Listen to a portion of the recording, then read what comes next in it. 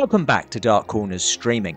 We're looking at 1964 British sci-fi The Earth Dies Screaming, which you can find on YouTube. Maybe those little men from Mars are back again. According to screenwriter Harry Spalding, the title was a joke that stuck, and he had always hated it, but viewed today it feels deliberately ironic, as for the first 8 minutes of the film, no one speaks.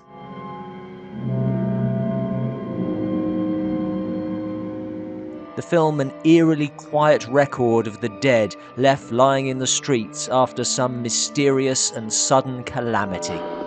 Turn it off! Dennis Price is the most recognisable actor in the little cast, though the star is American actor Willard Parker. I drove all day. You're the first folks I've seen alive. But this is very much an ensemble, following the little group who find themselves thrown together. In this respect, it resembles Night of the Living Dead, made 4 years later, the characters rubbing against each other. We better park this. Is that an order? Though this is the more politely British version. That's all we need. A cheeky kid and a pregnant girl. One thing I like about this film is that, unlike many similar ones, the protagonists are slow to reach for an extraterrestrial explanation. Whoever did it won the war. Initially leaning towards something more logical. They tried a gas attack. Before they see the truth out the window. Oh, they've come! And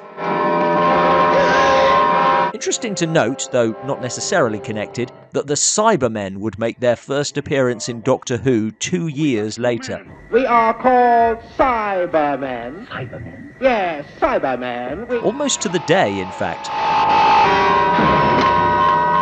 The film was directed by Hammer Horror's greatest director, Terence Fisher, in between The Gorgon and Dracula, Prince of Darkness, two of the gothic horrors for which he is rightly celebrated. And, without wanting to give too much away, events do take on a definite flavour of horror. There is also one familiar Hammer face to be spotted in Thorley Walters. I'm Ed Otis. Giving a more restrained performance than usual. You know, I think you're whistling in the dark, Nolan. We're never going to get out of this wretched village. Perhaps this isn't going to stand up alongside The Day the Earth Stood Still, but for low-budget sci-fi, I think it's a great little film. It makes a virtue of its small-scale setting, the stakes very much person-sized. And it uses silence brilliantly, making up for the absence of large-scale effects. Fisher is adept at handling both the tension and at addressing social issues through social breakdown.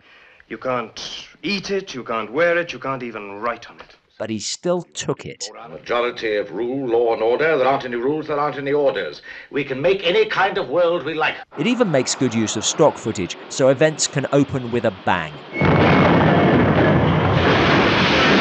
Although, I do have some questions about the very last shot, but I'm willing to let them go. If you've only seen Fisher's horror films before, then this is a very good place to start looking at the rest of his career. Thanks for watching. Have you seen The Earth Dies Screaming? Let us know what you thought of it in the comments below.